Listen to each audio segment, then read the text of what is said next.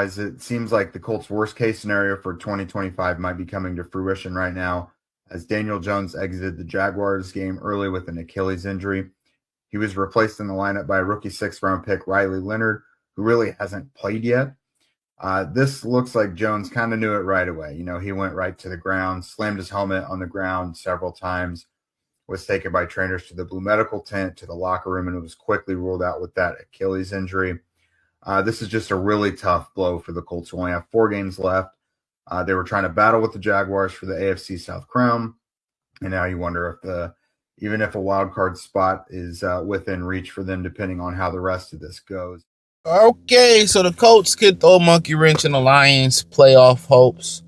Obviously, the Lions have a lot to do with controlling their own destiny right now. The Rams, the Minnesota Vikings, the Pittsburgh Steelers, or the Rams, the Pittsburgh Steelers, Minnesota Vikings, Chicago Care Bears. But the Colts played 2 prominent people down the stretch, the 49ers and the Seahawks. The Bears play the 49ers as well. I forget, the Seahawks also, I think, mix it up with the Rams, I believe. So a lot of those, the 49ers and Colts, the 49ers, Rams, Seahawks, a lot of them going to play each other, to be honest with you. They're going to play each other in some capacity. So it's a really tight race. I think the Rams and the 49ers are already split. So the Seahawks is going to play the 49ers again, and they may play the Rams again. I could be wrong. So they could be playing each other. So for the most part, you need one to fall from grace for sure. So regardless, you can hand the 49ers, the Lions can hand the Rams a loss, They can hand the Rams a loss Sunday, whenever they play, whenever it is. You also hope that the Colts could have handed the Seahawks a loss. And then the 49ers probably could beat the Seahawks. Both of them lose. You probably need one of them to lose twice or 3 times, right? And you also want the 49ers to beat the Bears. You know what I'm saying? So that way the Bears would go 9-4 now. They could be 9-5 and then play the Packers again, potentially be 9-6. So the Bears, got a tough stretch. They can fall, but you still got to win. They can fall. The Seahawks, if they still got to play the Rams, let me pull up they shit. They most likely they most likely could fall as well too. So I can tell you right now. But check out Detroit Lions Talk playlist. Thumbs up the video, share the video, subscribe to the channel. Next subscribe button is the bell icon button. Hit all notifications, increase your chance notifications. So they beat the Vikings yesterday. My bad. They beat the Falcons yesterday. So they play the Colts this week, the Seahawks, the Rams, and then they play the Panthers and the 49ers. So yeah.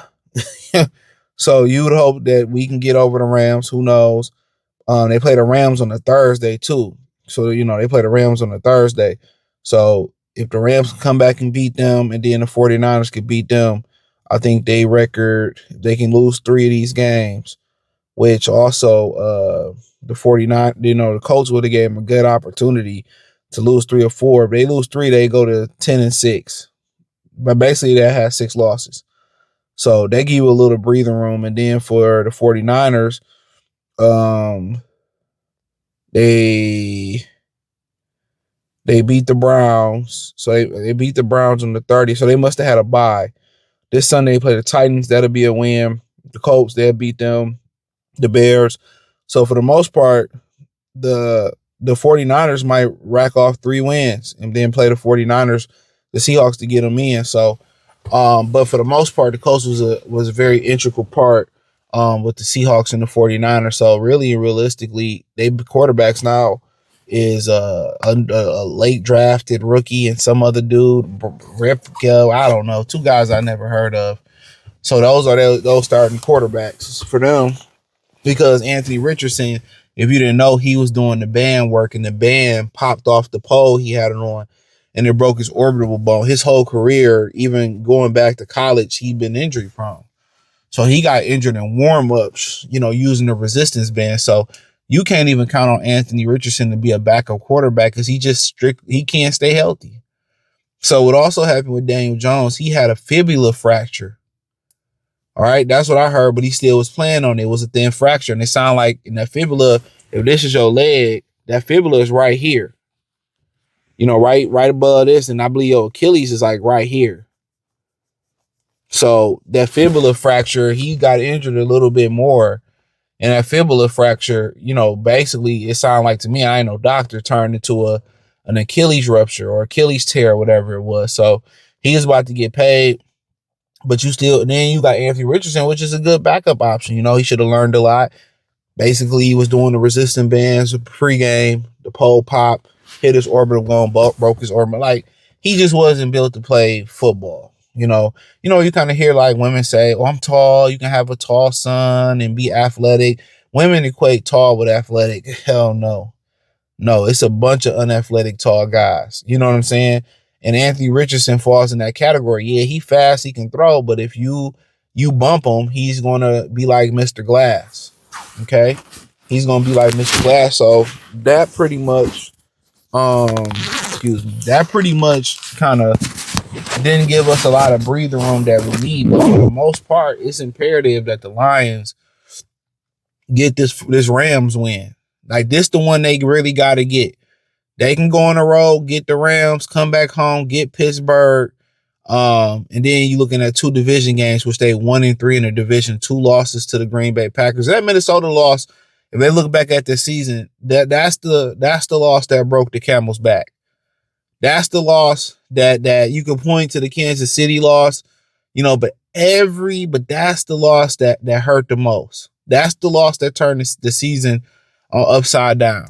You can go to the Philly loss and all that stuff, but ultimately the Detroit Lions, they have to figure out, why are we so injured?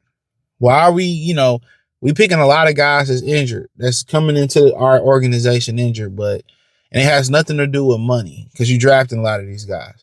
So what are we doing where we're practicing too hard and we just dropping like flies? Ben Johnson not having that problem, out there in Chicago. Philly don't have that problem. They one of the more physical football teams. The 49ers is a physical football team. They don't have that problem. See, Dan Campbell, when people was asking me about Dan Campbell going for it on 4th down and how he toned it down last week versus the Dallas Cowboys, I will tell you I'm not worried about it because I know he can tone it down. I know he can control himself. He has the discipline to control himself. But my number one thing is, now can you just say, you know what, let's clean up some of the practice habits. Y'all blame the strength and conditioning coach. For the most part, they pretty much all the same across the league, damn near. This is a personnel problem. Excuse me, and this continues to be a coaching, you hitting too much in practice problem. They've been hit all their lives. It's just enough hitting to get the body hardened and ready for war. You don't need to go to war in practices. You shouldn't be going war in practice. But, and you got to remember, they don't play the preseason either. So if they play preseason, it'd probably be a lot more injuries going around this thing if they play preseason, to keep it real with you. But yeah, the Colts, getting injured is going to make it a little bit more difficult for them. And also for Jonathan Taylor, MVP run. I was rooting for him, man. I like Jonathan Taylor. I wanted us to draft him in that draft. And, I remember Man Beats Morris. So he fumbles a lot. I think it was Man Beats Morris. I say, hey, that can be fixed. And he a hell of a back. But, hey, we got a great one in Jahmyr Gibbs, too. But, hey, check out Detroit Lions Talk playlist. Hit the link tree. Find me on Facebook, X, Instagram, Spotify, Anchor, Cash App, Venmo, PayPal, Pal, wherever inside the link tree. Appreciate the love, support. Peace.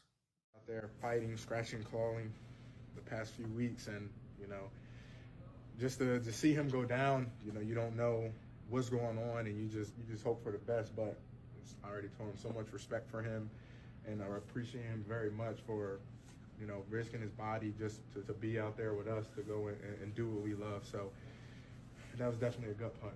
What have you learned about Daniel as a teammate over the last 7-8 months, and just knowing how much he cares about being out there with you guys? I think you just hit the nail on the head, is how much he cares to be out there with us. Not just, hey, I want to be out there, make plays. I want to be out there with you guys. And to do that these past few weeks, I know it's been tough for him. He's been fighting through a lot. And like I said, it was a gut punch, but I already told him I truly do appreciate him for sacrificing to be out there with us, to give us a chance. Everybody always, says next man up and all those things, right? But in that moment, is it a blow to the team emotionally when something like that happens, and how difficult is that to just instantly respond to? It's very difficult. Like you mentioned, when any of your guys go down, it's like, man, you don't. we don't get a lot of the information until after the game. So you may have thoughts running through your mind, and the next man up mentality. I think the person that's up does a great job of saying, hey, I know that you guys, it was a gut punch, but I'm willing, I'm able, and I'm ready. And we got to be better for Riley. But I do think, just the circumstances, Riley came in and he was trying to give us a chance. How do you think he responded to that moment, stepping into the huddle, leading you guys? I think he stepped in well. He was confident in the huddle. And like I said, we got to be better for Riley. I mean, in the conditions that he came in, and just all the entire situation, to come in like that for a quarterback, I know it's a lot, and I do think he handled it pretty well. Emotional moves the key to not letting it snowball, to keeping this team together? Well, I think you mentioned it, not to let it snowball. We got to catch ourselves. You got to find some way somehow to catch yourself. You're going into a free fall, whatever it takes, individually and collectively, to put your foot down to say, hey, hope, I need something to stand on. Like, we're not gonna continue to let this snowball, as you put it. For you, JT, what did that look like? Just making sure you try to hold on to the rope and obviously get into the playoffs. I think it's more than hold on to the rope. I think it's hold on to the rope and begin to pull yourself up. I think when you just hold on to a rope, you're just hoping that the rope doesn't break. And it's like, you got to fight, scratch, and claw. It's not going to be given to us at all. Everything in this league is earned.